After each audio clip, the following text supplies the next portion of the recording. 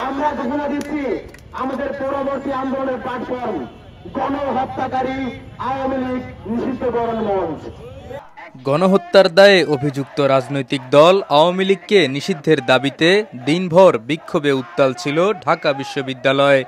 বিক্ষোভ থেকে আওয়ামী লীগকে নিষিদ্ধের দাবি জানিয়েছে বিভিন্ন সংগঠন। বিকেলে বিশ্ববিদ্যালয়ের রাজু ভাস্কর্যের সামনে ঢাকা বিশ্ববিদ্যালয়ের সাধারণ শিক্ষার্থীদের ব্যানারে বিক্ষোভ সমাবেশ হয়। সেখান থেকে গণহত্যাকারী আওয়ামী লীগ নিষিদ্ধকরণ মঞ্চ নামে একটি প্ল্যাটফর্মের ঘোষণা দেওয়া হয়েছে। এই প্ল্যাটফর্ম আওয়ামী লীগ নিষিদ্ধ না হওয়া পর্যন্ত বিভিন্ন কর্মসূচি পালন করবে বলে ঘোষণা দিয়েছেন সংগঠকরা।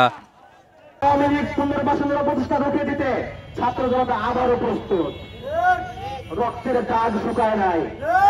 এই রক্তের উপর দাঁড়িয়ে আমার ভাইদের খুনিদেরকে ফেরানোর কোন চক্রান্ত আমরা সফল হতে দিব না। আওয়ামী লীগকে নিষিদ্ধের দাবিতে আমরা আবারও এক হব। তারই ইনিশিয়েটিভ হিসেবে আজকে এই ঢাকা বিশ্ববিদ্যালয় রাজু ভাস্কর্যে আমরা একত্রিত হয়েছি। গণহত্যাকারী আওয়ামী লীগের নিষিদ্ধকরণ মঞ্চ আমরা ঘোষণা দিচ্ছি। গণহত্যাকারী আওয়ামী লীগ নিষিদ্ধকরণ মঞ্চ। আপনি যেই দল, যেই মত বা যেই পদের লোক হন না কেন, যদি আপনি চান আওয়ামী লীগ নিষিদ্ধ হোক, তাহলে আপনাকে সাদরে আমন্ত্রণ আমাদের এই প্ল্যাটফর্মে। আপনি এখানে আমন্ত্রিত। আসুন আসুন আমরা আবার ঐক্যবদ্ধ হই। আমরা যেমন জুলাই ঐক্যবদ্ধ ছিলাম, ঐক্যবদ্ধ হয়ে এক নির্দিষ্ট কবর রচনা করেছি। আসুন আমরা আবার ঐক্যবদ্ধ হয়ে এই গণহত্যাকারী আওয়ামী লীগকে নিষিদ্ধ বাস্তবায়ন করি।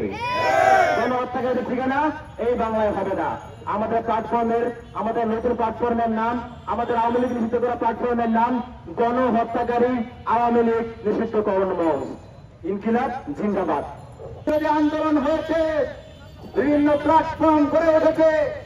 আন্দোলন শেষ হওয়ার সাথে সাথে সেই প্ল্যাটফর্মটি বিভিন্ন রাজনৈতিক স্বার্থ, হীন স্বার্থ চরিতার্থ করার জন্য ব্যবহৃত হয়েছে। সেজন্য আমরা এমন একটি প্ল্যাটফর্ম ঘোষণা করেছি যে আওয়ামী লীগ নিষিদ্ধ হওয়ার সাথে সাথে আমাদের প্ল্যাটফর্মটি বিলুপ্ত হবে। আমাদের প্ল্যাটফর্মের নাম গণহত্যাকারী আওয়ামী লীগ নিষিদ্ধকরণ মঞ্চ। শিক্ষার্থী বন্ধুগণ, আমরা জুলাই রক্ত দিয়েছি, 2000 শহীদ রক্ত দিয়েছেন, 15 থেকে 20,000 আহত ভাই রক্ত দিয়েছেন। অত্যন্ত দুঃখজনক হলেও সত্য, রাজনৈতিক দলগুলো এখনো বলে তারা নাকি জানে না জনগণ কি চায়। তারা বলে যে আওয়ামী লীগ নিষিদ্ধ করার সিদ্ধান্ত নাকি জনগণ নেবে।